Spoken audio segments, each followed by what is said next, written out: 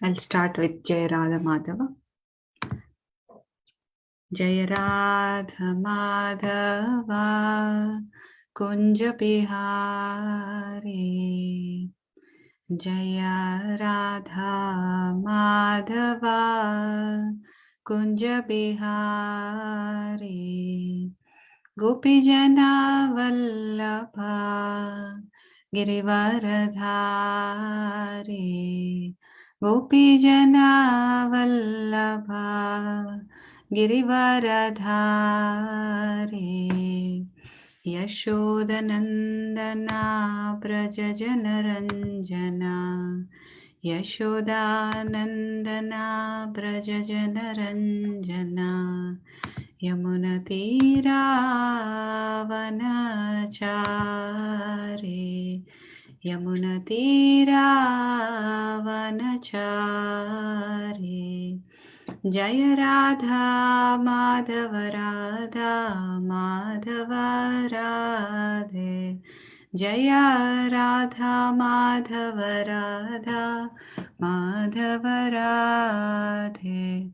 Jaya Gauranitai Gauranitai Gauranitai Jaya Gauranitai Jai Gauranitai, Gauranitai, Gauranitai, Jaya Gauranitai, Jaya Jaya Prabhupada, Prabhupada, Prabhupada, Jaya Jaya Prabhupada. Jaya Jaya Prabhupada, Prabhupada, Prabhupada, Jaya Jaya Prabhupada. जय श्री श्री राधा माधव श्री सखीस की जय, गौर निताय की जय, श्रील प्रभुपाद की जय। ओम नमो भगवते वासुदेवाय। ओम नमो भगवते वासुदेवाय। ओम नमो भगवते वासुदेवाय। ओम नमो भगवते वासुदेवाय। ओम नमो भगवते वासुदेवाय। ओम नमो भगवते वासुदेवाय। We're reading from Bhagavad Gita, chapter 8, text 12. Let me put the Veda base for all of us to recite.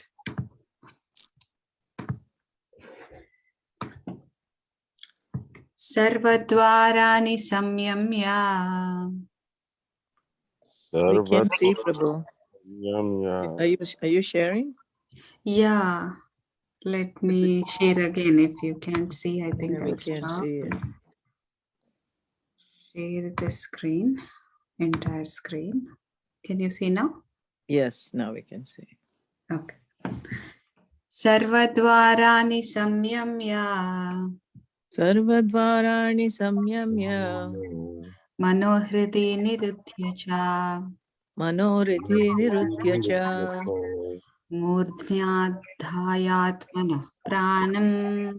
Murdhyadhyayatma pranam. Astito yoga dharanam.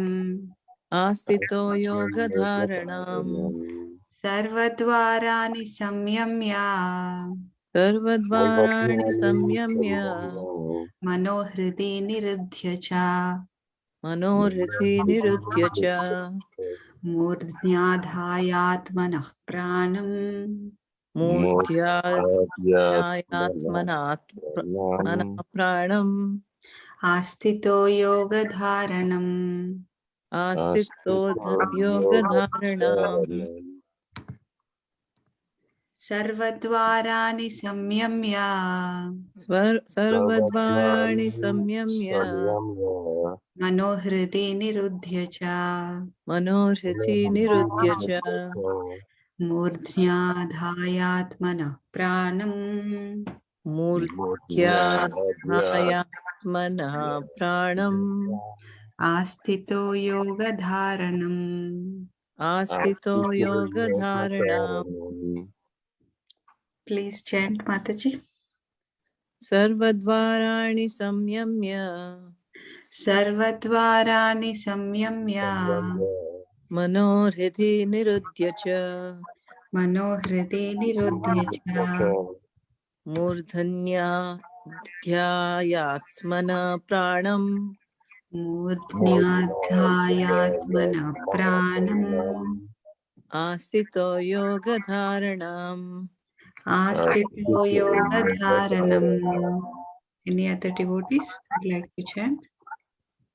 Sarvadvarani samyamya Sarvadvarani सर्वद्वाराणि samyamya संयम्य manohridi nirudyacha मनोहृदि मनोहृदि निरुध्य निरुध्य च च mudnadya yatmana pranam मूर्ध्या मूर्ध्याधायात्मनः ध्यायात्मनः प्राणम् प्राणम् ashito yogadharanam. आस्थितो आस्थितो योगधारणम्. योगधारणाम्. Great, Kwaku. It's not an easy verse, but you did I know, he did a great That job. third line. That third line. Thank you. Any others would like to chant?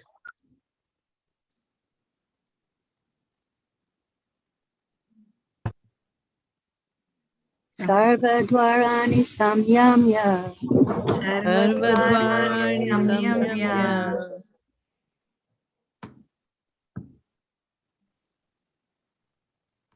Did we lose her? Yeah, I think it's manohiri nirudya cha मनोहृदि निरुध्य च murdhyadhyayatmana pranam मूर्ध्याधायात्मना प्राणम् asito yogadharanam. आस्थितो योगधारणम्.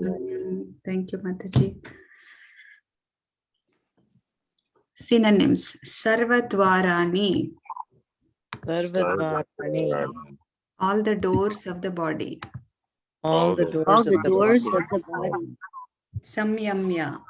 Samyam, संयम्य. Controlling. Controlling. controlling. Manaha. Manaha. The mind. The The mind. mind. Hrithi. Hrithi. In the heart. In the heart. The heart. Nirudhya. Nirudhya. Confining. Confining. Cha. Cha. Also. Murdhni. Murdhni. On the head. On the head. Adhaya. Adhaya. Fixing. Fixing. Atmanaha. Atmanaha. Of the soul. Of the soul. Pranam. Pranam. The life air. The life air. Asthitaha. Astitaha. Situated in. Situated in. Yoga dharanam. Yogadharana. The yogic situation. The yogic situation. The yogic situation. Translation and purport by His Divine Grace A.C. Bhaktivedanta Swami Srila Prabhupada Ki Jai. The yogic situation is that of detachment from all sensual engagements, closing all the doors of the senses and fixing the mind on the heart and the life air at the top of the head. One establishes himself in yoga. To practice yoga as suggested here, one first has to close the doors of all sense enjoyment. This practice is called Pratyahara, or withdrawing the senses from the sense objects. The sense organs for acquiring knowledge, the eyes, ears, nose, tongue, and touch, should be fully controlled and should not be allowed to engage in sense gratification. In this way, the mind focuses on the super soul in the heart, and the life force is raised to the top of the head. In the 6th chapter, this process is described in detail. But as mentioned before, this practice is not practical in this age. The best process is Krishna consciousness. If one is always able to fix his mind on Krishna in devotional service, it is very easy for him to remain in an undisturbed transcendental trance or in samadhi. Om Ajnanatimirandhasya Gnananjana Shalakaya Chakshurunmilitam Yena Tasmai Shri Gurave Namaha. Shri Chaitanya Manobhishtam Sthapitam Yena Bhutale Swayam Rupa Kadamahyam Dadati Swapadantikam.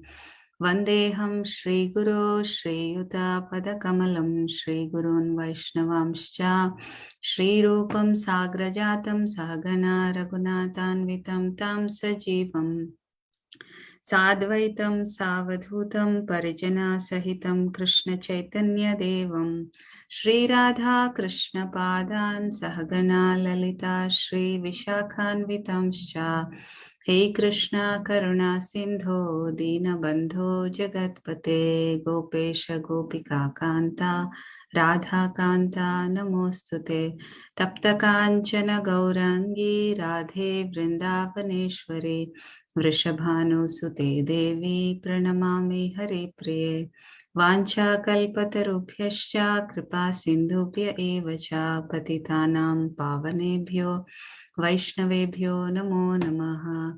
Jai Shri Krishna Chaitanya Prabhu Nityananda Shri Advaita Gadadhara Shri Vasadi Gaura Bhakta Vrinda. Hare Krishna Krishna Krishna Hare Hare Hare Rama Rama Rama Hare Hare. So this verse mainly talks about Pratyahara. The yogic situation is that of detachment from all sensual engagements, closing all the doors of the senses and fixing the mind on the heart and the life air at the top of the head. One establishes himself in yoga. So Prabhupada mainly discusses about how to get the senses under control in the purport. Let me go back to my presentation. I'm sorry, I don't have my video on today. My camera gave up on me, these laptops, and I didn't want to change laptops at the last minute. So we have 5 senses: the sense of sight, hearing, touch, smell, and taste. These senses are very powerful. And in animals also, they have these senses. And for animals, some animals have some senses very strong. And those are the senses which will capture them, which will lead them to death, or which will lead them to be captivated by a hunter or someone who wants to catch them. So for example, deer is very attracted to hearing sweet sounds, very beautiful sounds. So what the hunter does is he plays some very nice sounds, and a deer comes running there and it is caught by the net of the hunter.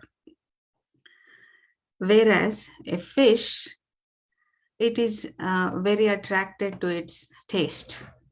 It wants to taste all these worms, and the fishermen, they use the bait with a worm hanging at the end of the bait, and fish comes to take that, and eventually it's caught. And there are other examples of elephants. Elephants, they are very attracted to the female elephants. So what people who want to catch the elephants do is they dig a very big ditch, and on one side of the ditch they keep a she elephant, and when the male elephant sees it, it comes running and it falls in the ditch. That's how it gets caught. Like these different animals, they have different weaknesses. But for a human being, he can be caught by any of the senses. So it's difficult because all the senses are powerful for human beings, and they can get bound by any of the senses. So we need to learn to withdraw the senses, just like a tortoise. It can withdraw its limbs anytime it wants. As soon as it senses any danger, it withdraws the senses. So a person in knowledge should learn how to withdraw the senses, not just go by what the senses want, but one should learn to control the senses. And the way to control the senses, as Prabhupada mentions, is the definition of bhakti. Sarvopadi vinirmuktam tatparatvena nirmalam hrishikena hrishikesha sevanam bhakti ruchyate. So, giving up all the designations, all the shelters, all the upadis, we engage our senses. Hrishikena hrishikesha. The master of the senses is Hrishikesha. By the senses, we engage in the service of Hrishikesha. That is called bhakti. And by that process of bhakti, we can learn how to withdraw the senses. So this is the process of Pratyahara for us.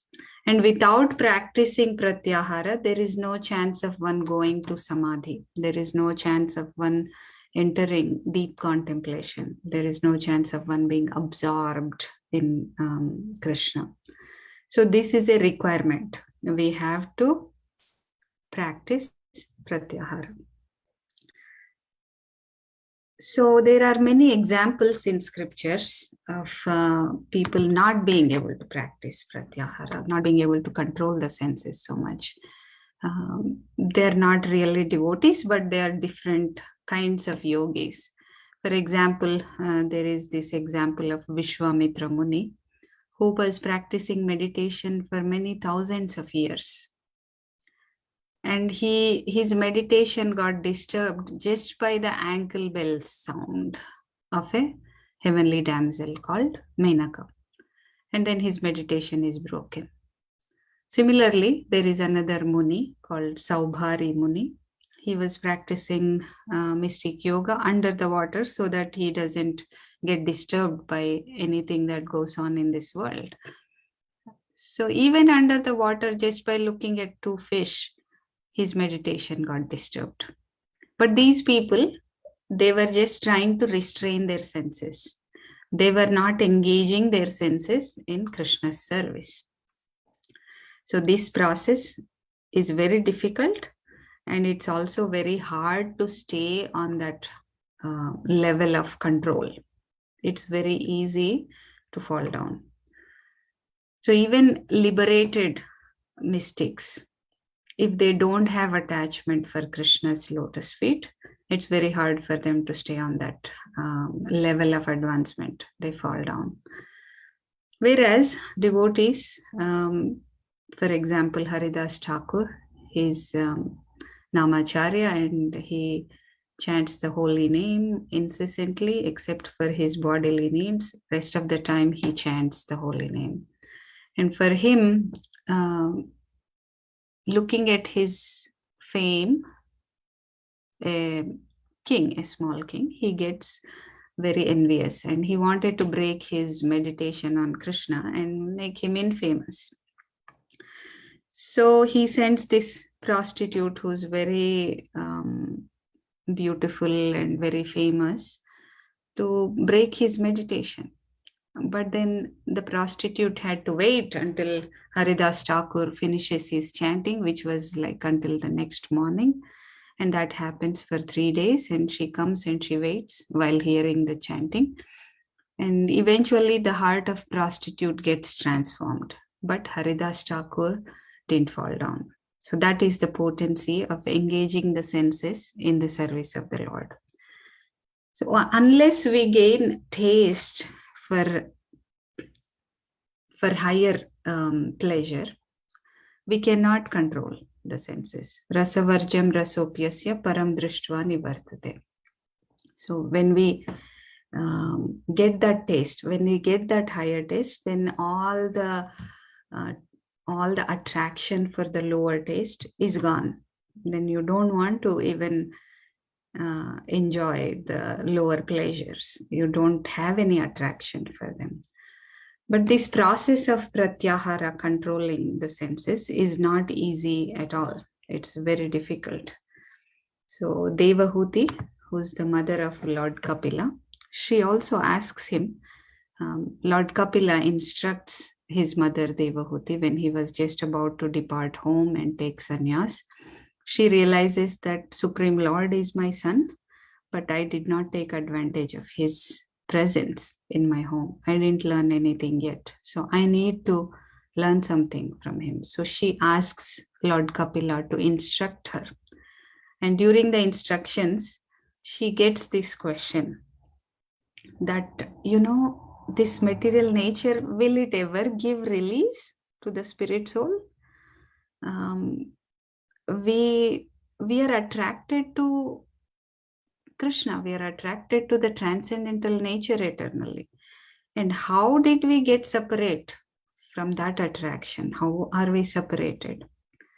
And how is it possible that material nature is so strong and it kind of binds the spirit soul in this material world?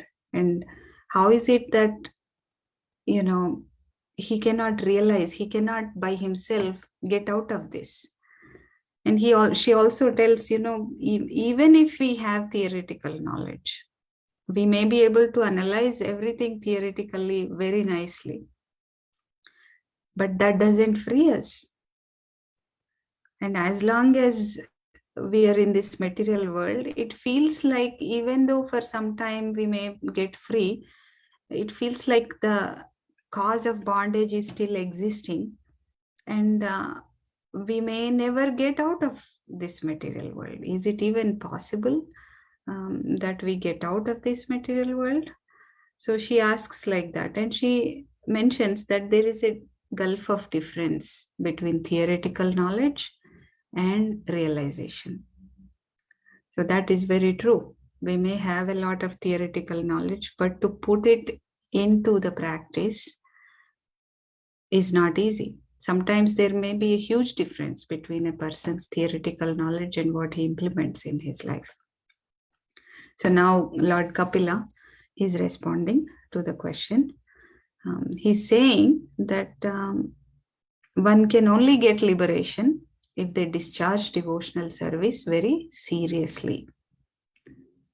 And they have to hear about me, he says, the Supreme Lord, for a very long time.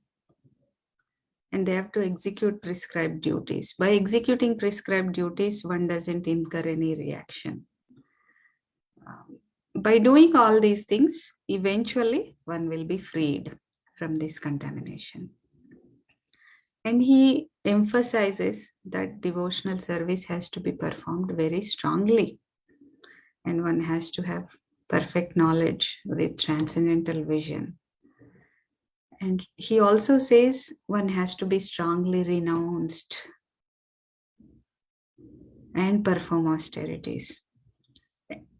He doesn't say mediocre devotion will get you out of the material attachment. He does say that it has to be very serious to come to the platform of getting out of these clutches of material nature and to get to the platform of absorption. You have to practice it seriously. And then that covering of influence of material nature, it will be burnt. And it will be like a blazing fire that burns. The devotional process is like a blazing fire that burns this existence. So this is like wooden sticks which cause the fire, but then by the fire, even the wooden sticks are consumed. Wooden sticks are the one who are generating the fire. But with that fire, the whole thing will be consumed. So this material body, we can use it to generate the fire of Krishna consciousness. And that fire of Krishna consciousness will burn the material existence. So we have to discover this problem of lording it over the material nature, this desire of lording it over the material nature. This is mine. I want this. I want to enjoy this. I want to have this. I want to do this. So this has to be given up. And when this is given up, then the living entity will become glorious. He will stand in his own glory. When we are completely awakened from this contaminated consciousness, we become fully conscious, and then all these inauspicious things, they don't bewilder us anymore. This material world is very bewildering. Sometimes we think, why is this happening to me? It's so many questions are not answered. It's not easy to have answers to everything that's going on in the material world. But this is because of the contamination we have. This is because of the influence the material nature has on us. And this can be removed when we advance, when we cleanse ourselves. So I heard this sentence: if one gets up in Brahma Muhurta and does the Mangalarati and chants their rounds properly, 80% of the day will be confusionless. Like we don't get bewildered. At least 80% we won't get bewildered, because we have this strong foundation before we start the day. We already cleansed ourselves internally, and we connected ourselves to the Supreme Absolute Truth. And at that time, the confusions will be much less. So when a person engages in devotional service like this for many, many years and many, many births, then he becomes completely reluctant to enjoy these material planets, any planet up to Brahmaloka. So this renunciation, this desire of not wanting to enjoy anything, it's not an easy thing to obtain. One has to practice devotional service for many, many years, not ordinarily, seriously. One has to practice. That's when we get this result. If we practice ordinarily, it will take many births. Even with seriousness, Lord Kapila is saying, many years and many births. And we can imagine if we just practice ordinarily, how long it will take. Actually, we have our practice, but it's also Krishna's causeless mercy that will free us from all these doubts, that will help us to progress towards back to Godhead, towards the abode of Krishna. And when we progress towards his abode, then we are under the protection of spiritual energy. We are not under the clutches of material energy, but we are under the protection of spiritual energy. At that time, we will experience complete bliss. Before that, in the material world, there is no bliss. We are trying to get bliss in various ways, but will never become successful, because this place is Dukkhalayam. It is a temple of miseries. It is a place of miseries. So in this place, if you try to find happiness, it's just foolishness. We cannot get happiness. And just going under the shelter of the spiritual energy, that is the unadulterated bliss. And that's what gives us bliss. That is the perfectional goal of living entity. So when someone comes to that platform after giving up this material body, he never has to come back to this material world. He can always stay in the spiritual world. Whereas if someone is worshipping some demigods, what happens is demigods will award them some material results. And eventually, if someone is very staunch devotee of some demigod, they go to their planet. Suppose if someone worships Indra very well, they go to Indra's planet. But they cannot stay there forever. They can only stay there as long as their pious credits are still there. Once they exhaust their pious credits, they have to come back to the material world. But if someone goes to Krishna, there is no such time limitation. There is nothing else needed. Once you go there, you never have to return. You can stay there forever. But the spirit soul when the contamination of envy enters, then the spirit soul wants to be the Lord himself. And that's how he comes to the material world. But if we learn our lesson and cleanse ourselves, and if we go back, we don't have to ever come back again. So this is the perfection of a yogi, perfection of a devotee.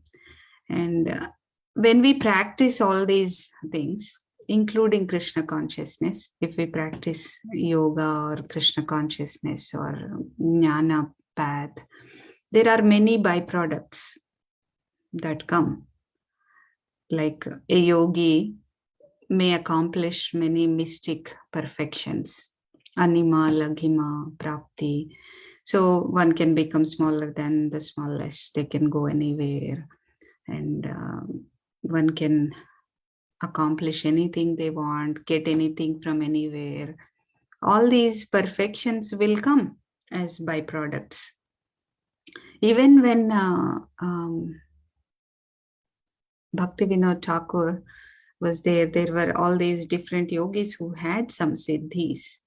One yogi, he was bound in the prison, but then he escaped without anybody noticing, because he can become very small and just go through the smallest available, outlet to outside, and he can just go through that. So these things are there. Even in Krishna consciousness, if someone practices purely, they do get some mystic powers. But one should not get attracted to these things. That's another impediment. We may feel like, oh yeah, this is nice. I am very powerful, and it becomes very easy to live in this world now because I have so many powers. I might as well live in this world. That's what happens when we get attracted to all these things. That's a trap. That's a trap of material nature. So we have to continuously keep the goal as going back to Godhead and serving Krishna unconditionally.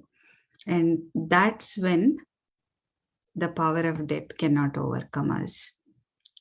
We can easily face death. It's very hard for a karmi to face death.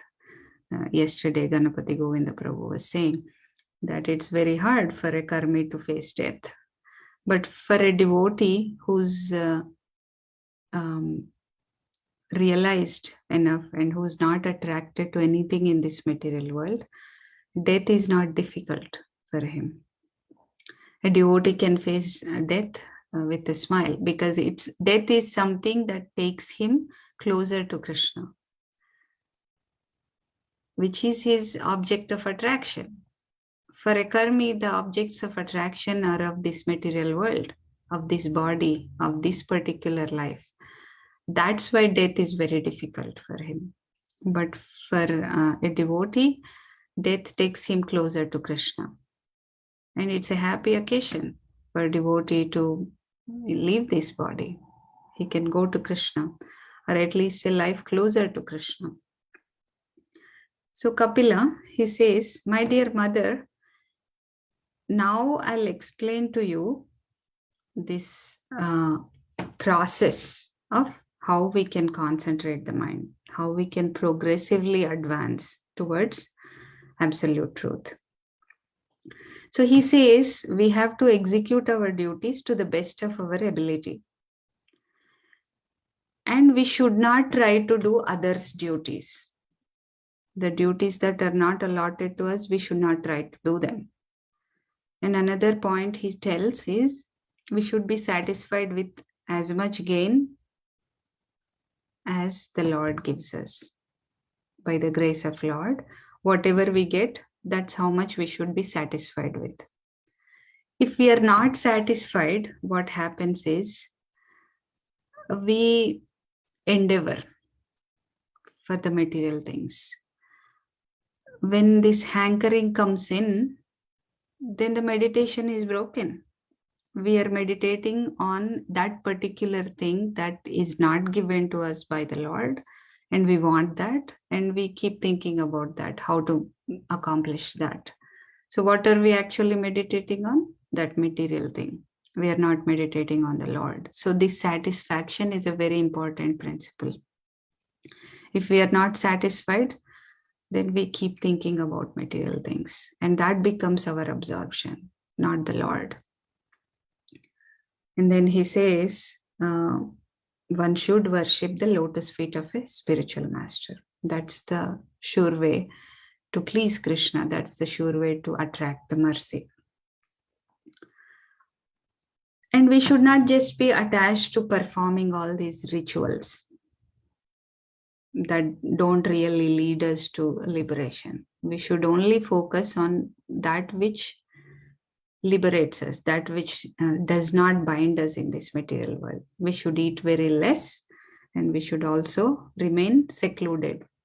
Means we will only associate with devotees, and only when we have the ability to give association and not take association, that's when we associate with others. That is seclusion. We should practice non-violence, we should be truthful, and we should not steal anything. We should be satisfied with whatever we get for our maintenance.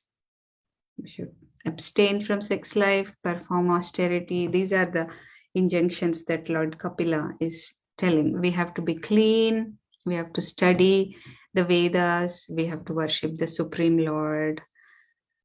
By practicing different things, we acquire steadiness. And that steadiness comes from practicing 4 regulative principles and practicing other injunctions that Srila Prabhupada has given us in Krishna consciousness. And yogic practice is by breathing. They can practice the air that is coming out and going in, and they withdraw senses from sense objects. After practicing yoga and pranayama for a while, they will get to the platform of Pratyahara. Then they can concentrate their mind on the Lord within their heart. So when one can come to that level, then the mind is uncontaminated. When we can fix the mind on the Supreme Personality of Godhead, then it can be purified. And in this process, Lord Kapila explains how we can meditate on the Supreme Personality of Godhead. It's a very detailed explanation. He says that we should practice meditating on each limb of the Lord. So beginning with his lotus feet. So he says that we have to start practicing by meditating on his lotus feet, which have all these different symbols, lotus flower, conch, and gold, different symbols on his lotus feet. He also says his lotus feet have these toenails, which are like reddish, and they are very beautiful in color. By meditating on those feet, all these contaminations that are existing in our heart, they will be cleansed. We have mountains of contaminations in our heart, and Lord's lotus feet, they are capable of burning all these mountains of sinful activities, mountains of sinful proclivities that we may have. They are all burnt by meditating on these lotus feet. And after meditating on the lotus feet, we should try to meditate on Goddess Lakshmi, who always massages the lotus feet of the Lord. Her service attitude is so great. She never tries to do anything other than serving the Lord. That's her constant meditation and constant occupation. And then we can meditate on the waist of the Lord, from navel, the lotus flower comes. And from the lotus flower, Lord Brahma is created. and he is the secondary creator. From him, the entire material manifestation will come. So we can meditate on that. And then we can meditate on Krishna's chest, Vishnu's chest, where Kaustuba jewel is there and Srivatsa mark is there. And then we can meditate on his 4 hands. That's for yogis.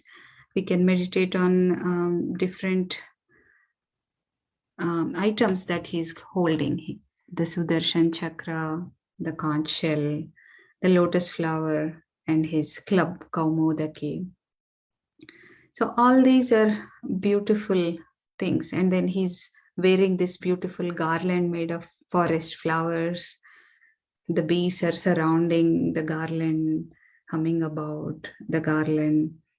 And he's adorned with this pearl necklace and crown and pair of armlets, bracelets and anklets. He is eternally very beautiful. And everybody worships him, even demigods worship him. And he's always youthful. And the most important thing is, he's always ready to give blessings to his devotees. He's not there just to chastise. He's there to give blessings to his devotees. And his glories are always worth singing. By singing his glories, our meditation will become more deep. And by meditating on him, the mind won't get distracted and go to the material objects for pleasure. The mind will become cleansed of all these different things accumulated from many millions of births. By fixing the mind on his eternal form, on his different limbs, on individual limb of the Lord, a yogi, he concentrates his mind. And then after this, yogi comes to the platform of focusing on the lotus face of the Lord. The Lord's face is so beautiful. It has curly hair and eyes like lotus petals, and his eyebrows are like dancing eyebrows. And his elegance is incomparable. And yogis should fully contemplate on this beautiful face of the Lord. And we should also meditate on those beautiful eyes. When the Lord looks at us with his beautiful eyes, we'll be soothed. The eyes of the Lord are very comforting. We are burning in this material world. We sing every day, Samsara Dava, Nalaleda Loka. So this material world is like a burning forest fire. And his glances, his loving smiles, those are the ones which will soothe a devotee, or a yogi should come to that platform also, where he's meditating on the loving smile of the Lord. And when someone can come to this platform of completely being absorbed in meditating on the lotus face of the Lord, then the ecstasy comes. The ocean of tears, they come and they drive away all the misfortune, all the difficulty that we face in the material world. But this stage cannot be cheaply imitated. Many people, they cry at any time, and this is sahajiya mentality. Like when you are not on the platform of ecstasy, just imitating the symptoms of ecstasy is not beneficial. So it naturally comes when someone is ecstatic, tears naturally come. One doesn't have to do any extra effort for that. So eventually the yogi goes to the platform of meditating on the beautiful smile of the Lord. When the Lord smiles, his small teeth, they are like jasmine buds. They are visible, and his lips are rosy. And by devoting his mind to this form of the Lord, this smile of the Lord, the yogi will have no desire for anything else. Same thing with devotees. When devotees come to the platform of just meditating on Krishna's face and beautiful smile, all the desires will go away, because that pleasure that one gets by meditating on Krishna, it's incomparable. Nothing in the material world could equal to that pleasure. So we all should aspire to come to that platform where we constantly meditate on the beautiful form of the Lord. And the process is given for that, engaging the senses in the service of the Lord. And when we do meditate, Lord Kapila gave detailed instructions: start with the feet and meditate on each limb, and eventually come to the smiling face. Srimad Bhagavatam is also a literary incarnation of Krishna, and the first two cantos are the lotus feet of Krishna. So we can keep reading the first two cantos, and it will cleanse us of all material contamination, and it will give us that detachment from material objectives. And in that way, eventually we come to the platform of Samadhi, and it will naturally give us Pratyahara, like withdrawing the senses from sense objects. And when someone goes to that highest transcendental stage, wherever they are, it doesn't matter.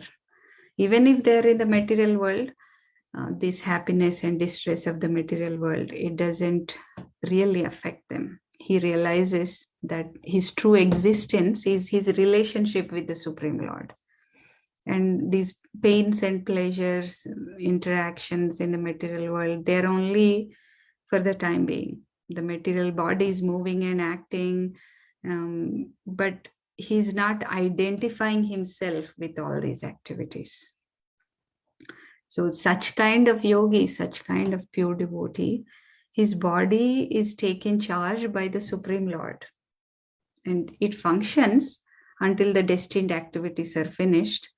But then once everything is done, he leaves the body without any difficulty, without any attachment, because he doesn't have any attachment for the body or the byproducts of the body. And he happily goes back to Godhead. So this is all I have for today. I'll stop here. Any questions, comments? Great presentation. Thank you very much. Thank you. Yeah. You have no questions? Kwaku? That's very rare. But you know what? I don't have questions, I was just kind of listening and, soaking it in more. Nice. Any comments? I have a cold today, so I don't think today I've just been like, absorbing and receiving. Okay, good. That's nice. And the chant you did before you started your presentation was also wonderful. Thank you. Yeah, it's the process given by Srila Prabhupada. Everything is wonderful. I was just thinking, I happened to watch somebody who's from a different tradition. In some different traditions, people give sannyas to even ladies. She was wearing a saffron sari.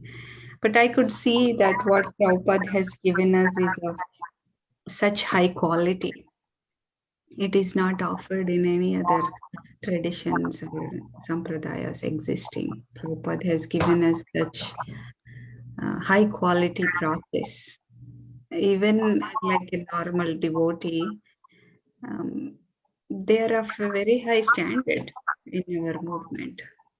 So I was appreciating what Srila Prabhupada has given us. So where did you see this, Sundari Radhika? You don't want to say which tradition. Tell us. I saw somewhere outside and I had to. Yeah. You don't have to say where. I don't want you to put down anybody. Yeah, I didn't want to just, you know, make it obvious who that is. Yeah. Um, but something that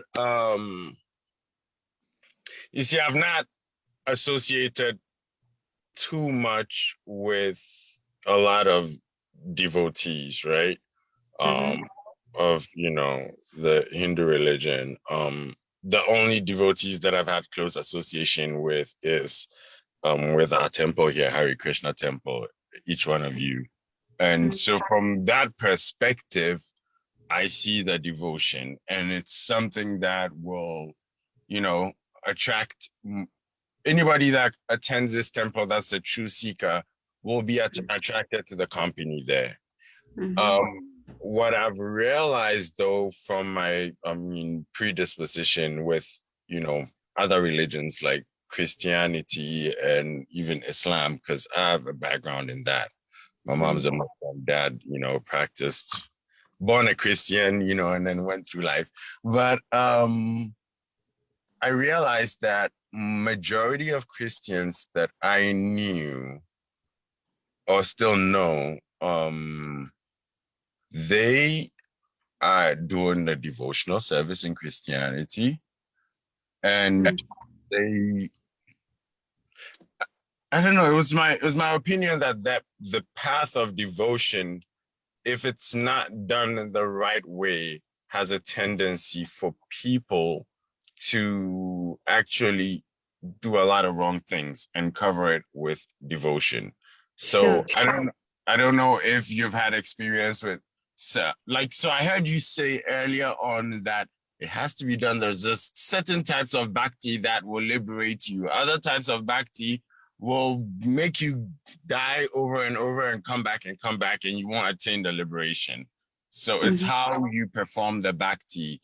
I realize that there's a lot of Muslims that perform all the rituals, 5 prayers, go to the Hajj, do the fasting for the Ramadan, all the things that need to be done. But the way they live their life towards their fellow man may not necessarily be the right way, especially it is motivated by attachment to material things, And I saw that all around me, and that's why at a point in time in my life, I shunned religion, because I called all of them a bunch of hypocrites. Until in my path, I bumped onto the Bhagavad Gita and brought me here, and I realized that there's a religion that explicitly tells you how to live your life the right way. And if somebody, it's the way I see it, it's difficult to read the Bhagavad Gita, follow it, and be that kind of a hypocrite, because it's very clear in its terms about what it wants you to do with your life. Christianity, when you take the Bible, it's so huge with the information. Yeah, and I'm sure in there, if you're a real seeker, you'll find the lines in there that, you can see similarities of how to live your life. However, it's not preached in the churches. The churches are not telling people to detach from the body and, meditate on Jesus Christ. They say it in a way that even if they're saying it, you're not even going to understand what it said there. But and in so doing, if majority of the people are confused and are coming to church because society requires them to come, or are going to the mosque, which all the people that I grew up with that went to the mosque and practiced, I know all my friends, all the people, they were doing it because family tradition. So if they're all doing this, and in their daily lives, I see all these parts where they are very, the hypocritic parts, then, that's where I see the problem with devotion. If it's not explained properly what true devotion is, people will still be on the wrong path. Yes, that's true. Yeah, there'll be all these places that you explained. They may tell you do devotion to gain something material, but that doesn't necessarily free you from this material world. Like gaining something material is not the source of happiness. That's very rare. Somebody telling you that is very rare, like you said. Mhm. And that's why we appreciate Srila Prabhupada so much. He gave it so directly. It may not be appealing to many people. Some of the relatives, when we preach, they say, why do we have to go to the temple if we don't ask for anything? What is the purpose? They don't understand that spiritual advancement is something that one should consider. It's there in Hindu religions also. This motivated worship is something that won't take us too far, but it is okay. Krishna says in Bhagavad Gita, if someone is doing that, we should not disturb them. That will also make them a little more advanced. Mhm. Acknowledging that Supreme Lord is the one who can give us things is also a basic first step one So, has to take. so worshiping God in ignorance is better than not even doing it at all and being ignorant and roaming Yes, around, right? yes. So we should not say, you should not worship like that and disturb them, but eventually we should try to give them higher knowledge. Right. Yeah. Find the right moment and the right way to say it. Yes.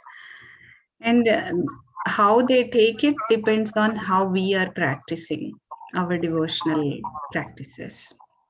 Right. Then, when a realized person says you are not this body, you are a spirit soul, and when we say you are not this body, you are a spirit soul, there is a difference. It's the same words, same sentence, but your practice is what you give others, Mhm. not Mhm. really the theory. It makes a difference, having skills of explaining and all that. It has its role, but Mhm. that's not something that we entirely need to depend on. We give our purity to others when we say. Right. And Yeah. all religions have authentic, devotees, Mhm. and so I was watching a movie on a Christian channel one time, and I was attracted to the movie and kept on watching it. It was a movie about Saint Teresa of Avila. Mm. Kweku, if when you're not talking, can you put your this on mute, because I think Yeah. there's some Sorry. background that comes from here. So I was watching this movie called Saint Teresa of Avila, Sundari Radhika. Mm. And it was like, I was so attracted to that movie, and she was a genuine devotee, And apparently, I don't know if Ganpati Govind, somebody told me that she had visions of a blue boy and things like that, because she was so sincere, and in the movie shows her sincerity, and apparently I heard, actually, historically, they exhumed her body to bring it somewhere else, and her body was intact. You know what I'm saying? Yes. So even in other religions, you find that people who are so genuinely sincere, that they do attain a certain level of perfection, Yes. because they're so genuinely sincere. Yeah, that's true. Yeah, other religions also have great examples. I guess if you're really seeking, because I keep thinking that, you know what, I can promise myself if I go into the Bible right now, I will start reading the verses all differently now. My whole understanding of what these verses and what Jesus is saying will be so Exactly. different from how I read it before. Right. The early Christianity spread so much because there was a great deal of sincerity, And, Jesus himself, from what I believe, it's disputed, but from what I believe, at from that age where he disappears in the Bible from age 12 till he comes back at 30, I believe he was studying in, somewhere in India. And there's also history of him being buried somewhere, in India as well. So I believe all those things, but yeah. Anyway, like Srila Prabhupada says, we should stick to a path, once we find something that we know for sure.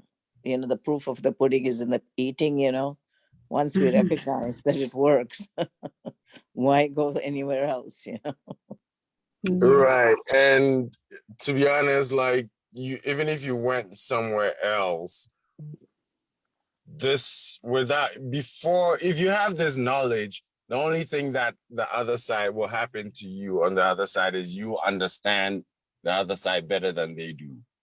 Yes. You know what I mean? But it won't make you put theirs over yours, because it's yours that made you understand theirs better than they do. Yes. You know what I mean? For anybody that it allows them to do that, that means that they themselves, they didn't understand properly or whatever. Yeah. Okay. Yeah, stick to the one path. Otherwise, you can get confused. I do agree. Confusion can come. Unless you get to such a high level that you know that there's no space for confusion in there for you. Then you can, in an effort to try to bring more people into the fold, you can go, you know what I mean? Srila Prabhupada could do that. He would always ask, like, what is your philosophy? And then he would defeat it. He could, because he could speak to every level, of philosophy. I mean, if he didn't come to the West, what would where would a lot of us be at this point? That's why we're eternally grateful to him. Yes. Eternally indebted. Yes. Thank you all for your wonderful comments. So it's 8:03. Yes, Mataji? Just speaking of Lord Kapila, I can't remember where the verse is, but isn't there a verse where he tells his mother that every learned man knows that attachment to matter is the cause of bondage, and that same attachment, when redirected to the self-realized soul, is the cause of liberation? Yes. Yeah, I remember reading it somewhere, but I don't know exactly where it is, but I believe it's in those instructions to his mother. I think that simplifies the whole thing. That's it right there in a nutshell. Because we get attached. We just get attached to everything. But that same attachment, if you redirect it to the self-realized soul, that's the cause of liberation. Because if we're attached to him, we'll want to follow, to please that person, if you're really attached. Anyway, I know it's late, but I was thinking of that, and I was trying to think, where is that verse? yeah, it's somewhere like, using the thorn to take the thorn out, something like that. Thank you, Mataji. It's a wonderful comment.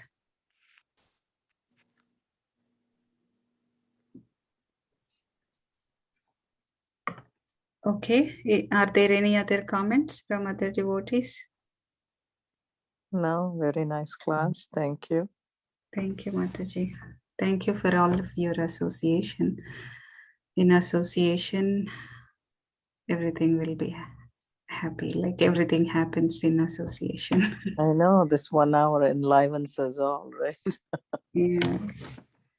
That's why I keep coming. Even if I don't do anything and I come and spend 1 hour here, I know I've done something.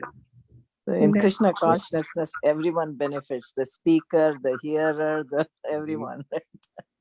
Yeah. I was just thinking how purifying this experience is of collecting everything related to the particular verse and contemplating on how they go together. And somewhere I read recently that Srila Prabhupada says, even if you're not understanding, just hearing it purifies you. Yes, yes. Yeah, the transcendental sound is so powerful. Mhm. Okay, thank you all very much. Vancha kalpatarubhyascha, Kalpatarubhyascha, kripasindhubhyascha, kripasindhubhyascha, patitanam patitanam pavanebhyo, pavanebhyo, vaishnavebhyo vaishnavebhyo namo namo namaha. namaha. Antakoti Vaishnavand ki jai. Jai Srila Srila Prabhupada ki Ki jai. Jai. Bhagavad Gita ki jai. Hari Sundari Radhika Mataji ki jai. Hare Krishna. Vaishnaras ki Jai. Jai. Hare Krishna, everyone. Hare Krishna, everyone.